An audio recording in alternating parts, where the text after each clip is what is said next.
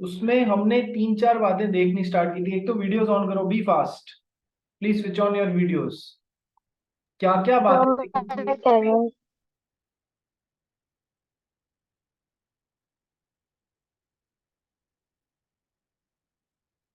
Who was the person who was trying to speak? बोलो भाई।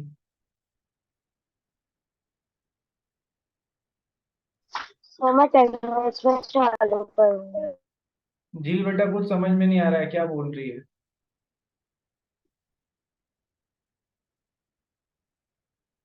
झील,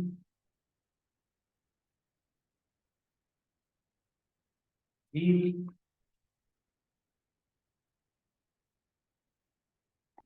चलिए, ओके। हमने साइलेंस एज टू फ्रॉड में क्या क्या बातें पढ़ी थी? श्रीन जॉन, फर्स्ट पॉइंट क्या लिखा था हमने? Mere silence is not fraud. Mere silence is not equivalent to fraud. चुप रहना फ्रॉड नहीं होता है। Mere silence is not fraud. Second point क्या बोला था देव?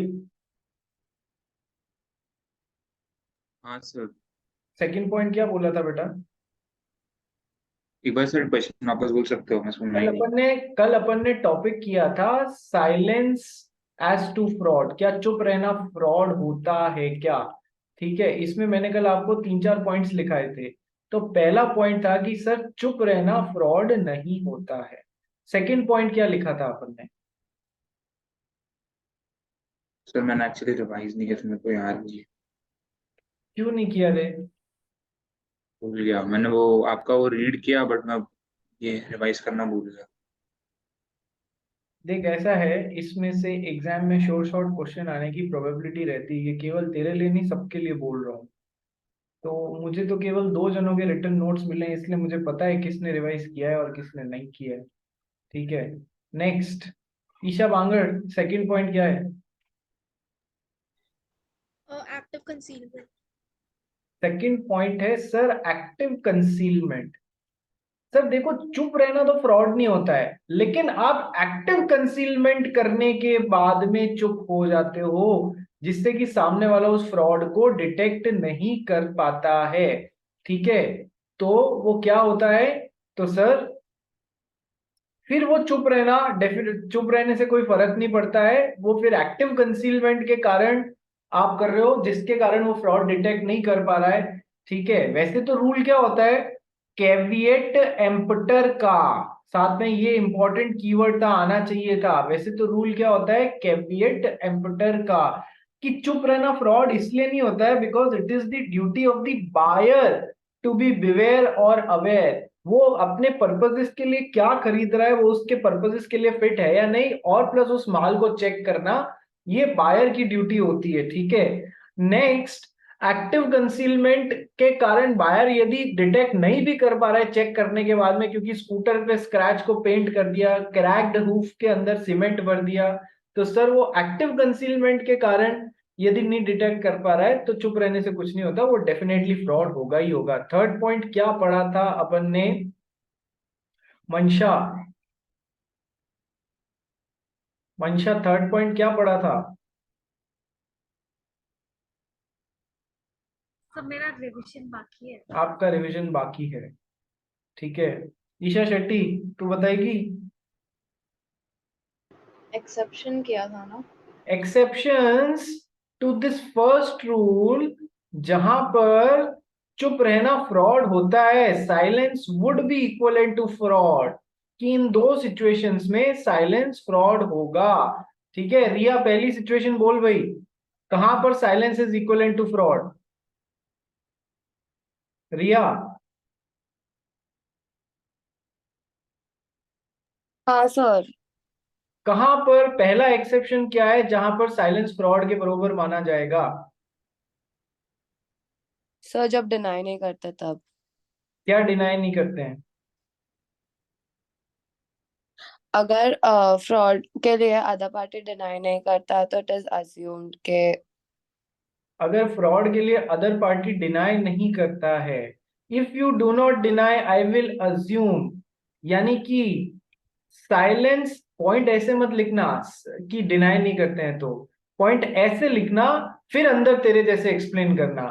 पॉइंट कैसे लिखना कि sir silence in itself is equivalent to speech, silence in itself is equivalent to speech।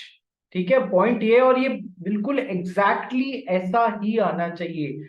Silence in itself is equivalent to speech, कि चुप रहना स्पीच के बरोबर हो जाता है। तो अपन उसको बोल रहे हैं कि यदि तूने डिनाई नहीं किया, मान लेंगे सब कुछ सही है, अब वो चुप रह जाता है तो it is equivalent to the speech that yes everything is right. ठीक है, दूसरा कि sir where it is the duty of the person keeping silent to speak, where it is the duty of the person keeping silent to speak. ठीक है, जो चुप रहने वाला है ना, उसकी ड्यूटी बनती है टू स्पीक। कहां कहां पर ड्यूटी बनती है कि सर जैसे मैरिज कॉन्ट्रैक्ट्स होते हैं, वहां पर ड्यूटी बनती है कि सब कुछ पहले से बता दे, मैं कुछ भी नहीं छुपाए। सर जैसे कि है ना इंश्योरेंस कॉन्ट्रैक्ट्स होते हैं, उनमें ड्यूटी बनती है, ठीक है, कुछ भी नहीं छुपाए, सब बता देवे, चुप नहीं रहे, बता देवे। ठीक है सर, जैसे कि फिड्यूशियरी रिलेशनशिप्स होते हैं, उनमें पार्टीज को अपने आप बता देना चाहिए। ठीक है, वहां पर चुप नहीं रहना चाहिए। ठीक है, और क्या क्या पढ़ा था अपन ने? तीन तो ये थे, एक contract of insurance, marriage, fiduciary relationship, एक फैमिली सेटलमेंट पढ़ा था, इसमें चुप मत रहना भैया, सब सच बता देना, और एक शेयर अलॉटमेंट कॉन्ट्रैक्ट्स। तो सर आप लोगों में से दो को छोड़ के बाकी सबने रिवाइज नहीं किया है। ठीक है, तो अब भगवान ही जाने क्या होगा। आइए, इसमें से एक पॉइंट छूट गया था जो मैं अब आपको समझा देता हूं कि सर एक्सेप्शंस में, सर जहां पर साइलेंस, एक्सेप्शंस यानी कि जहां पर साइलेंस जो है वो फ्रॉड के बरोबर है, तो पहला exception where silence is equivalent to speech, और दूसरा where it is the duty of the person keeping silent to speak, उसकी ड्यूटी होती है कि वो चुप न रहे, बोले। तो ये कर लिया था। अब एक नोट आ रहा है, क्या नोट आ रहा है? शिरीन इसको पढ़ना ना, नोट को।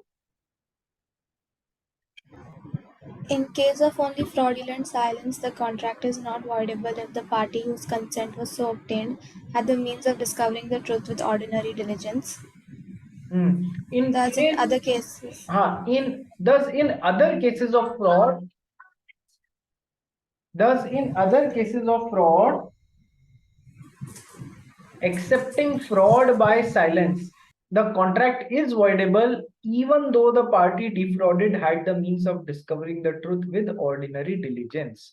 देखो, सबसे पहले तो समझो ऑर्डिनरी डिलीजेंस का मतलब क्या होता है, जो यहां पर भी आ रहा है और यहां पर भी आ रहा है। ऑर्डिनरी डिलीजेंस का क्या मतलब होता है? सर ऑर्डिनरी डिलीजेंस का मतलब होता है कि सर ऑर्डिनरी डिलीजेंस मतलब नॉर्मल जांच पड़ताल से ही, नॉर्मल जांच पड़ताल, थोड़े से अवेयर रहने से, कोई आपसे बहुत एक्स्ट्रा ऑर्डिनरी अवेयर रहकर झूठ का पता लगाने की बात नहीं की जा रही है।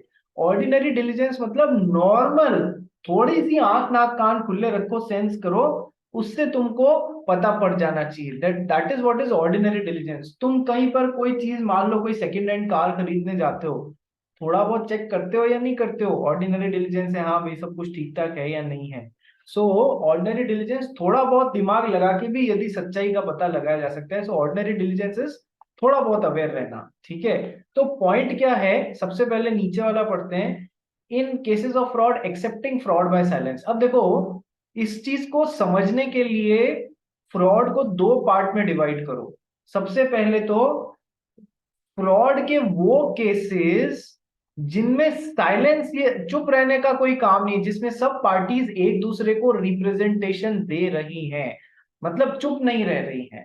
ठीक है, दूसरा फ्रॉड के वो केसेस जिसमें है ना कहीं साइलेंस इन्वॉल्व है, मतलब साइलेंस वाली सिचुएशन है कि चुप रह जा रहा है। ठीक है, तो सर इन दोनों एंगल में अलग अलग रूल लगेंगे। ठीक है, लॉ कुछ इस तरीके से बनाए, मैं आपको बहुत इजी करके और एक्सप्लेन करने की कोशिश कर रहा हूं। फ्रॉड दो तरीके से अपन ने देखा। एक तो सर देसी घी, मतलब अपने डालडा घी को कोई देसी घी कह के बेच रहा है, तो वो यहां पर इस वाले कैटेगराइजेशन में आ जाएगा कि सर वो चुप नहीं रह रहा है, वो बोल के फ्रॉड कर रहा है। ठीक है, तो वो इस फर्स्ट कैटेगरी में आ जाएगा। फ्रॉड के वो cases accepting silence bye fraud, ठीक है, मतलब कि जिधर साइलेंस का कोई काम नहीं है, वहां सारे गलत रिप्रेजेंटेशन हो रहे हैं। और दूसरी फ्रॉड की कैटेगरी जहां पर साइलेंस वाला मैटर आ जाता है, तो दोनों में अलग अलग रूल रखता है। पहले अपन लेफ्ट हैंड साइड वाले रूल को पढ़ेंगे। क्या है लेफ्ट हैंड साइड वाला रूल? ये वाला, in other cases of fraud accepting fraud by silence, यानी कि फ्रॉड बाय साइलेंस के अलावा दूसरे जो भी बात है, यानी कि लेफ्ट हैंड साइड की बात हो रही है, ठीक है। क्या बोलता है? The contract is voidable even though the party defrauded had the means of discovering the truth with ordinary diligence। Ordinary diligence करते हुए भी, ऑर्डिनरी डिलीजेंस करते हुए यदि किसी पार्टी के पास में सच्चाई पता लगाने का कोई रास्ता था, उसके बावजूद भी उसने ये काम नहीं किया, ऑर्डिनरी डिलीजेंस हाथ पैर हिलाए नहीं, तो भी कॉन्ट्रैक्ट जिस पार्टी के साथ में फ्रॉड हुआ है उसके ऑप्शन पे वॉइडेबल होगा। समझने की कोशिश करना, पॉइंट क्या बोल रहा है। देखो, पार्टी जो होती है ना, ऑर्डिनरी डिलीजेंस जनरली करती है। ऑर्डिनरी डिलीजेंस मतलब थोड़ा बहुत जांच पड़ताल, थोड़ा, ठीक है। तो ऑर्डिनरी डिलीजेंस से सच्चाई पता लगाने का ऑप्शन यदि था किसी पार्टी के पास में और उसने वो काम नहीं किया, तो भी कॉन्ट्रैक्ट वॉइडेबल होगा। जैसे एग्जाम्पल से समझाने की कोशिश करता हूं आपको। ईशा शेट्टी के पास में एक फैक्ट्री है जिसमें 300 यूनिट्स पर डे की प्रोडक्शन कैपेसिटी है, ठीक है। ईशा बांगर को उसने रिप्रेजेंट किया कि मेरी फैक्ट्री में 500 यूनिट्स पर डे बनते हैं। ईशा बांगर यदि पास में जो बुक्स ऑफ अकाउंट्स पड़ी हुई थी, या फिर डेली वहां पर है ना एक प्रोडक्शन चार्ट मेंटेन हो रहा था, डेली वहां पर एक प्रोडक्शन चार्ट मेंटेन हो रहा था कि आज की तारीख में इतने यूनिट्स बनाए इन मशीनों से, आज की तारीख में इतने, ऐसा 1-2 साल का पूरा प्रोडक्शन रजिस्टर पड़ा हुआ था, उसमें किसी भी दिन 300 से ज्यादा यूनिट बने ही नहीं है, किसी भी दिन 300 से ज्यादा यूनिट बना ही नहीं है। तो ऑर्डिनरी डिलीजेंस क्या हुई कि चुपचाप बस वो चार्ट, वो रजिस्टर उठा के देख लिया, प्रोडक्शन रजिस्टर, तो समझ में आ जाएगा ऑर्डिनरी डिलीजेंस से कि यार ये तो 300 यूनिट ही बने हुए, 500 कैसे क्लेम कर रहा है, ठीक है। तो ऑर्डिनरी डिलीजेंस किया जाना चाहिए पार्टी के द्वारा, लेकिन रेगुलर फ्रॉड के केस में रूल क्या है कि यदि पार्टी के पास में कोई रास्ता था जिससे वो ऑर्डिनरी डिलीजेंस से सच्चाई का पता लगा लेती, लेकिन वो आलसी पार्टी थी, उसने वो काम नहीं किया, ईशा बांगर ने एक रजिस्टर उठा के नहीं देखा, तो भी कॉन्ट्रैक्ट उसके ऑप्शन पे फ्रॉड के बेसिस पे बना हुआ होने के कारण वॉइडेबल होगा। यानी कि फायदा किसको मिल रहा है? गलत होते हुए भी ईशा बांगर को वो कॉन्ट्रैक्ट फ्रॉड के बेसिस पे मान के वॉइडेबल बनाने का राइट दिया जा रहा है। अब समझो ऐसा क्यों। क्या तुमको पॉइंट समझ में आ गया? तो मैं लॉजिक समझाऊं उसका, ऐसा क्यों। पॉइंट समझ में आया रे सबको? A to Z, मंशा, कनक, ईशा बांगर, कनक, पॉइंट समझ में आया तेरे को? ऐसा क्यों का लॉजिक मैं अभी बताऊंगा, पर ऐसा होता है ये समझ में आ गया, ऐसा होता है ये सबको समझ आ गया। बानमी, पुलकित, दिया, झील, Yes, sir. ठीक है। तो चलो, Yes, sir. हमने क्या बोला, ईशा बांगड़ के पास में रजिस्टर उठा के देखने से ही उसको पता पड़ जाता कि यार दाल में कुछ काला है, 300 से ज्यादा किसी दिन बने हुए ही नहीं है, एक भी दिन 301 भी नहीं बने हुए हैं, 305 भी नहीं बने हुए हैं, और ये 500 की बातें कर रही है, ठीक है, 500 यूनिट पर डे की। वो केवल ऑर्डिनरी डिलीजेंस करती, ये रजिस्टर उठा के देख लेती, तो भी उसको पता पड़ जाता, तो भी उसको पता पड़ जाता, पर उसने ऐसा नहीं किया, तो भी then also contract would be voidable at the option of Isha Bangar. ऐसा इसलिए है क्योंकि फ्रॉडुलेंट बात रिप्रेजेंट करी है ईशा शेट्टी ने, ईशा बांगड़ को फ्रॉडुलेंट बात रिप्रेजेंट करी है, तो इसकी ज्यादा बड़ी गलती है। उसने झूठ बोल के और इसके साथ में कॉन्ट्रैक्ट बनाने की कोशिश की है। इसने तो बस ऑर्डिनरी डिलीजेंस ही नहीं किया है, लेकिन इसने ज्यादा बड़ा गलत काम किया है कि उसने झूठ बोल के कॉन्ट्रैक्ट बनाने के लिए झूठ बोला, और फ्रॉड के कारण, इस कारण फ्रॉड हुआ, इस कारण ईशा बांगड़ ने उसके साथ कॉन्ट्रैक्ट बनाया। तो ज्यादा बड़ी जो बात की है ना वो ईशा शेट्टी ने की है कि गलत बात रिप्रेजेंट की है, 500 बता दिए हैं। इसलिए स्टिल भले इसने ऑर्डिनरी डिलीजेंस नहीं किया हो, तो भी कॉन्ट्रैक्ट किसके ऑप्शन पे वॉइडेबल होगा? ईशा बांगड़ के ऑप्शन पे वॉइडेबल होगा। क्या इतनी सीधी सी बात तुम लोग के दिमाग में बैठ गई या किसी को कोई प्रॉब्लम है? प्रॉब्लम है क्या किसी को? नहीं है ना? आगे बढ़ू? यस। इस पे एग्जाम में क्वेश्चन आते हैं, ध्यान रखना, ठीक है। ये है ही ऐसा टॉपिक जिसमें हर बात में मेरे को बोलना पड़ रहा है कि इस पॉइंट में भी एग्जाम में क्वेश्चन आता है, इस पॉइंट में भी आता है। ये है ही ऐसा टॉपिक, फ्री कंसेंट वाला, ठीक है। अब आ जाते हैं अपन सेकंड पार्ट पे, दैट इज जहां पर चुप रहकर फ्रॉड हुआ है। जहां पर चुप रहकर फ्रॉड हुआ है वो वाला, मतलब साइलेंस वाला सीन चल रहा है, ठीक है। साइलेंस वाला सीन चल रहा है, वहां के लिए रूल क्या है? ये है, in case of only fraudulent silence, in case of only fraudulent silence, यानी कि जहां पर चुप रहकर फ्रॉड हुआ है, ठीक है। कैसे? कि सर या तो किसी पार्टी की ड्यूटी थी बोलना, फिड्यूशियरी रिलेशनशिप था या कॉन्ट्रैक्ट ऑफ इंश्योरेंस था, वहां किसी पार्टी की ड्यूटी थी बोलना, उसने नहीं बोला, तो सर हो गया फ्रॉड। तो साइलेंस एज टू फ्रॉड। या फिर second, where speech is, where silence is equal to speech. तो सर इन दोनों में से कोई भी तरीका रहा हो, ठीक है, ओनली फ्रॉडुलेंट साइलेंस वाला, the contract is not voidable. बिल्कुल अपोजिट कर दिया। नीचे में तो बोला चाहे उसने ऑर्डिनरी डिलीजेंस नहीं किया लेकिन उसको गलत रिप्रेजेंट किया गया था, इसलिए कॉन्ट्रैक्ट उसके ऑप्शन पे फिर भी वॉइडेबल रहेगा। लेकिन यह फ्रॉडुलेंट साइलेंस के केस में क्या कर रहे हैं कि सर साइलेंस के थ्रू फ्रॉड हुआ है तो भी कॉन्ट्रैक्ट वॉइडेबल नहीं है यदि किसी पार्टी जिसके साथ में फ्रॉड हो रहा है he or she had the means of discovering the truth with ordinary diligence। यानी यहां पर क्या बोला जा रहा है? ईशा बांगड़, ईशा शेट्टी और ईशा बांगड़, ठीक है, ईशा शेट्टी ने कुछ भी रिप्रेजेंट नहीं किया। ईशा शेट्टी ने कुछ भी रिप्रेजेंट नहीं किया, ठीक है, साइलेंस रह गई। लेकिन ये साइलेंस क्या है? ये फ्रॉड में कन्वर्ट हो रहा है, ठीक है, सिचुएशन ऐसी बन गई है। और ईशा बांगड़ के पास में ऑर्डिनरी डिलीजेंस से सच्चाई पता लगाने का कोई रास्ता था। ईशा बांगड़ के पास में ऑर्डिनरी डिलीजेंस से सच्चाई पता लगाने का रास्ता था, लेकिन इन्होंने आलसी बना कर दिया। वो ऑर्डिनरी डिलीजेंस से सच्चाई पता लगाने के का रास्ता होने के बावजूद ऑर्डिनरी डिलीजेंस नहीं किया, ठीक है। तो अब कॉन्ट्रैक्ट इनके ऑप्शन पे वॉइडेबल नहीं रहेगा।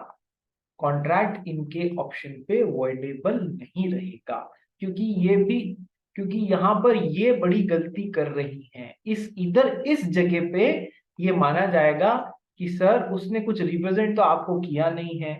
यदि आपके पास में ऑर्डिनरी डिलीजेंस से भी सच्चाई पता लगाने का तरीका था और आपने नहीं लगाया, ठीक है, तो अब यहां पर आप ज्यादा बड़ी गलती पे हो क्योंकि वो आपको कुछ रिप्रेजेंट कर ही नहीं रहा है, ठीक है। यहां आपका दिमाग चलना चाहिए, ठीक है। और आपके पास में ऑर्डिनरी डिलीजेंस से सच्चाई पता लगाने का रास्ता था और आपने वो काम नहीं किया, तो कॉन्ट्रैक्ट आपके ऑप्शन पे वॉइडेबल नहीं होगा। कॉन्ट्रैक्ट आपके ऑप्शन पे वॉइडेबल नहीं होगा।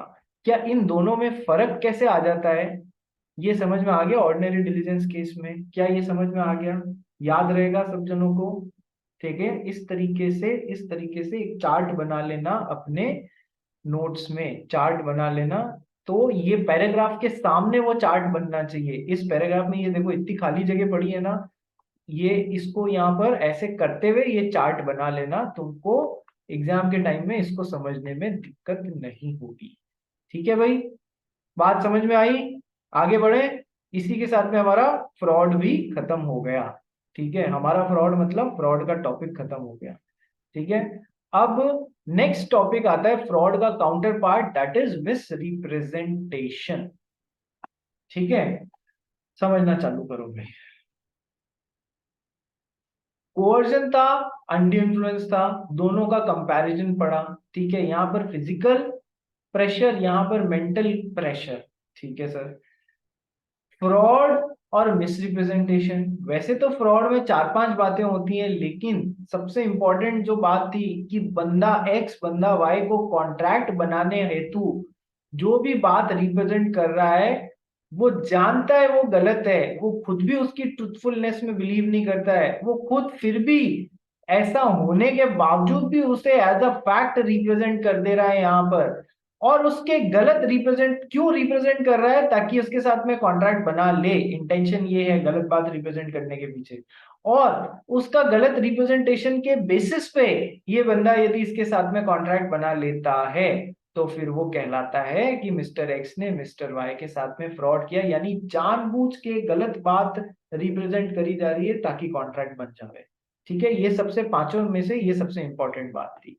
अब मिस रिप्रेजेंटेशन क्या होता है कि मिस्टर एक्स मिस्टर वाई को गलत बात तो यहां भी रिप्रेजेंट कर रहे हैं, मिस्टर एक्स मिस्टर वाई को गलत बात तो यहां भी मिस रिप्रेजेंटेशन में भी नाम में ही छुपा हुआ है कि मिस रिप्रेजेंट कर रहे हैं, गलत बात प्रेजेंट कर रहे हैं। लेकिन सर यहां पर अनइंटेंशनली कर रहे हैं, अनइंटेंशनली कर रहे हैं, यहां पर इंटेंशनली कर रहे हैं। इंटेंशन का फर्क है, the key word is intention. यहां पर इंटेंशन क्या है? धोखा देने का, डिसीव करने का। यहां पर बात तो यहां पर भी गलत रिप्रेजेंट हो रही है, लेकिन यहां पर धोखा देने का, डिसीव करने का इंटेंशन नहीं है। यहां पर वो खुद भी उसकी ट्रुथफुलनेस में बिलीव रखते हैं, वो ऐसा मानते हुए रिप्रेजेंट कर रहे हैं जैसे कि मैं सही बात रिप्रेजेंट कर रहा हूं, पर वो होती बात गलत है। ठीक है, तो दोनों में फर्क क्या आया फ्रॉड और मिसरिप्रेजेंटेशन में? सर फ्रॉड और मिसरिप्रेजेंटेशन में इंटेंशन का फर्क आया, इंटेंशन का फर्क आया। ठीक है, कि सर जैसे देखो एग्जांपल, मिस्टर एक्स के पास में अराउंड 20 फैक्ट्रीज थी, मिस्टर एक्स के पास में अराउंड 20 फैक्ट्रीज थी। ठीक है, मिस्टर वाई उनमें से एक पर्टिकुलर फैक्ट्री ये वाली खरीदने के लिए आए। ठीक है, मिस्टर एक्स को बेध्यानी में धोखा देने का कोई इंटेंशन नहीं था कि गलत बात बोल के और मिस्टर वाई को फैक्ट्री खरीदवा दो। ठीक है, लेकिन उनको गलती से दूसरी फैक्ट्री का डेटा इस वाली फैक्ट्री के लिए याद रह गया, तो उन्होंने वो रिप्रेजेंट कर दिया। तो सर बात तो गलत रिप्रेजेंट हो रही है, लेकिन उधर धोखा देने का कोई इंटेंशन नहीं है, तो हम उसको क्या बोलेंगे? Miss representation. तो फ्रॉड को मैं बोल सकता हूं it is intentional miss representation. Fraud is intentional miss representation, और मिस रिप्रेजेंटेशन जो टॉपिक है उसमें मैं बोल सकता हूं it is unintentional miss representation. ठीक है, ऐसा भी मैं बोल सकता हूं। क्या तुमको दोनों के बीच का बेसिक फर्क समझ में आ गया? बोलो ये सुनो। ठीक है, अब मुझे एक बात जो फ्रॉड में बताई थी वही वापस बता रहा हूं। यदि मिस्टर एक्स ने मिस्टर वाई को कोई चीज फैक्ट जैसे रिप्रेजेंट कर दी है और वो खुद भी उसमें बिलीव नहीं करते हैं तो वो फ्रॉड कर रहे हैं। लेकिन यदि मिस्टर एक्स ने मिस्टर वाई को कोई चीज ओपिनियन जैसे रिप्रेजेंट कर रही है तो वो फ्रॉड नहीं होगा। क्या हमने ये बात समझी या नहीं समझी? है ना?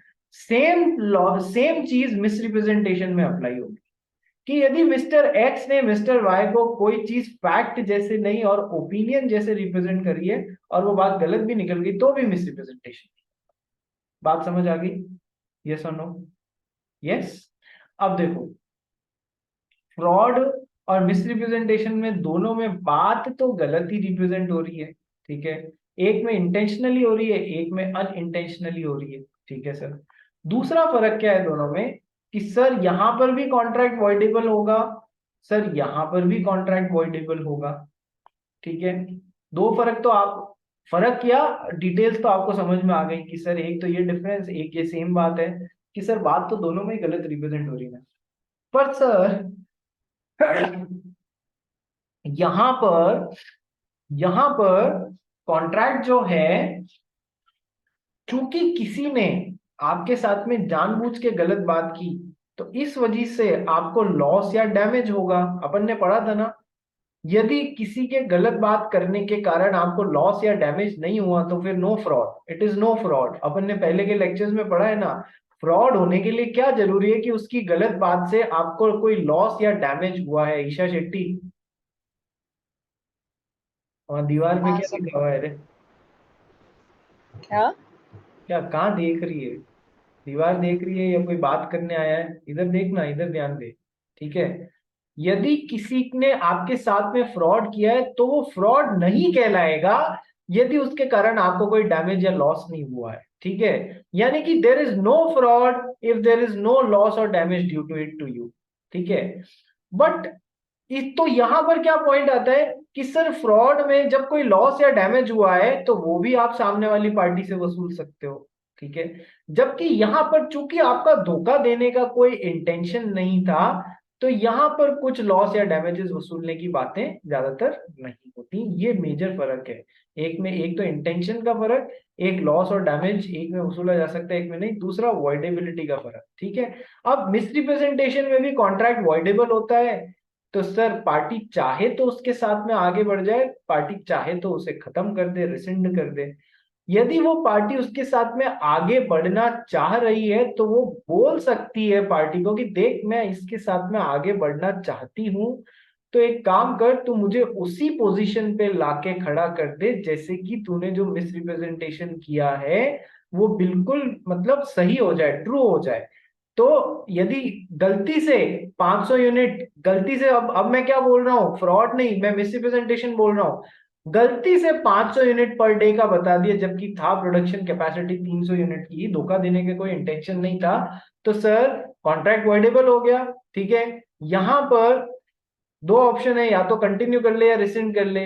यदि कंटिन्यू करना चाह रहे हैं तो पार्टी को बोल सकते हैं देख मैं कंटिन्यू कर लूंगा लेकिन मुझे उसी पोजीशन में लाके खड़ा कर दे जैसे कि तेरा मिसरिप्रेजेंटेशन किया हुआ ट्रू हो, यानी 200 यूनिट्स की एडिशनल कैपेसिटी मेरे को लगा के दे दे, ठीक है। तो ये वही चीज वहां से आप यहां भी कर सकते हैं।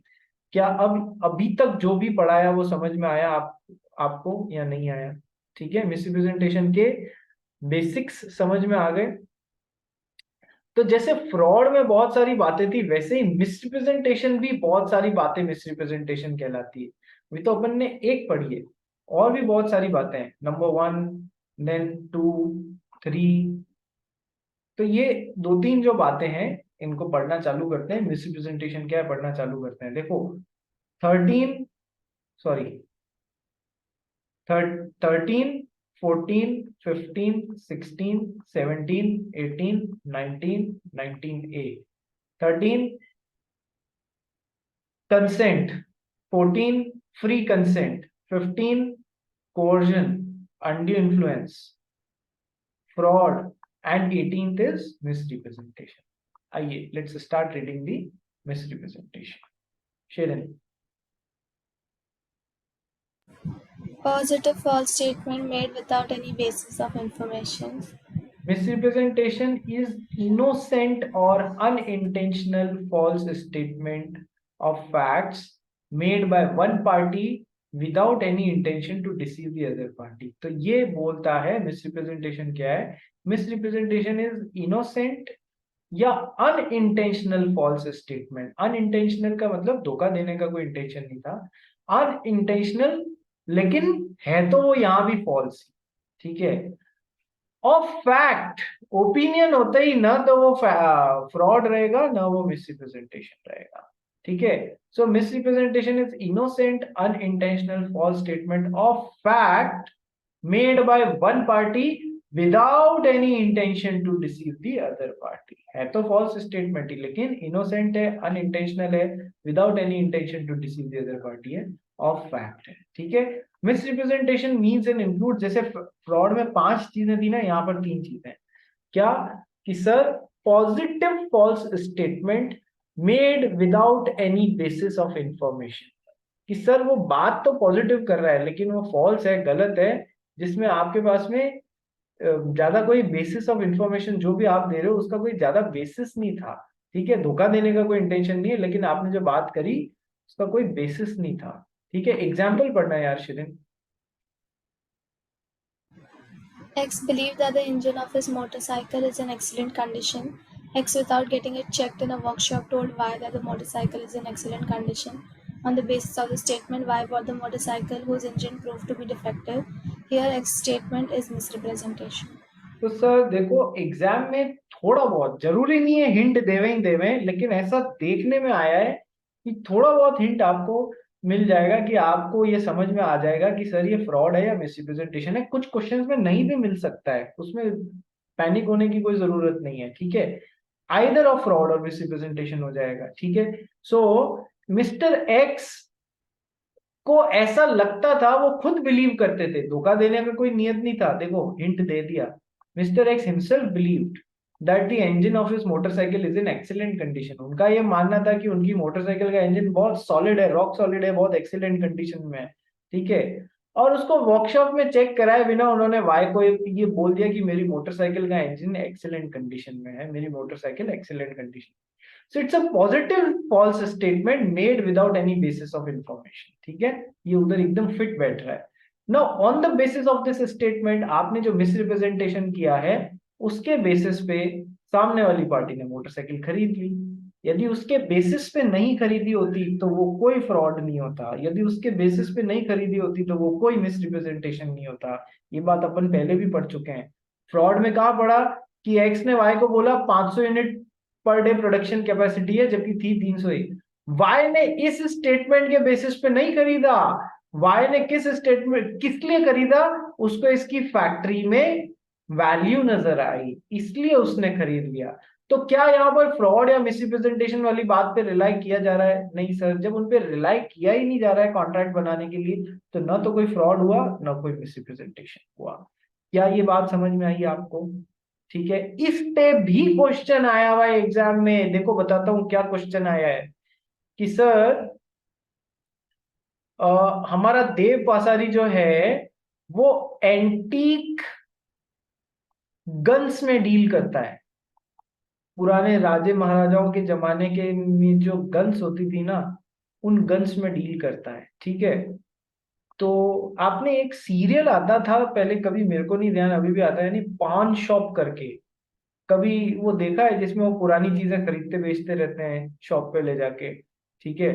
तो ऐसे सीरियल्स आते थे, तो ये एंटीक गन्स में डील करता था। अभी क्या हुआ, एंटीक चीजों को मेंटेन करने का एक तरीका होता है कि आपको उनमें कोई चेंज नहीं करना है कि कोई पार्ट खराब हो गया ना तो आपने उसको निकाल के दूसरा लगा दिया और अभी भी बोल रहे हो कि नया लगा दिया और बोलते जा रहे हो कि ये तो एंटीक गन है। ऐसा नहीं करना होता है, ठीक है। तो सर इसने इसके पास में कुछ गन्स थी, ठीक है। उसने क्या किया, उनके लकड़ी के हैंडल्स जो थे वो खराब हो गए थे गन्स के, तो उनको चेंज कर दिए और बोलता जा रहा है ये एंटीक गन्स है, एंटीक गन्स है, ठीक है। अभी सामने वाला आया, कोई आया इसके साथ में, मान लो पुलकित आया वो गन्स खरीदने के लिए, ठीक है। यदि पुलकित ने इसके इस स्टेटमेंट पे बिलीव किया, यदि पुलकित ने वो गन देखी उसके इस स्टेटमेंट पे बिलीव किया कि अच्छा ये एंटीक गन है, ठीक है, तो ये क्या हो रहा है, इसके साथ में पुलकित के साथ में फ्रॉड हो रहा है, ठीक है। लेकिन अभी क्या हुआ कि सर ये है ना साइलेंट रह गया, कौन, देव पासारी साइलेंट रह गया, इसने गन के हैंडल्स को चेंज करने के बाद में कुछ भी नहीं बोला।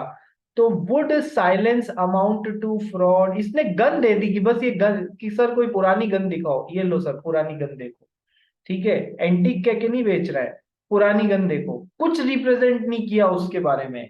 तो सर क्या इसने रिप्रेजेंट किया ये एंटीक गन है? नहीं सर, इसने तो बस गन दिखाओ तो गन दिखा दी और कुछ रिप्रेजेंट नहीं किया, साइलेंट रह गया।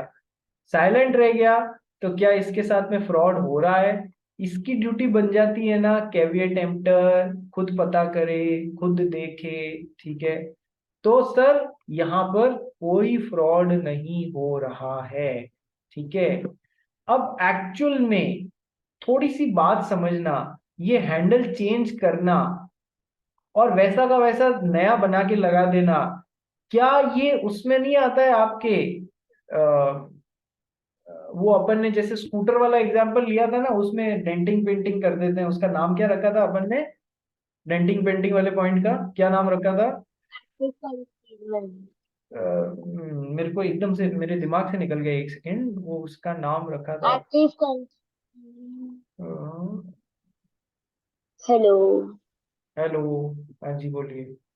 Sir, active concealment. Active concealment, तो ये क्या कर रहा है, एक्टिव कंसीलमेंट कर रहा है, ध्यान करना, ये छुपा रहा है चीजों को। यदि मान लो वो गन जो है उसमें क्रैक आ गया कोई यहाँ पर, तो उसने लेके क्रैक को का हैंडल जो था वो पूरा चेंज कर दिया।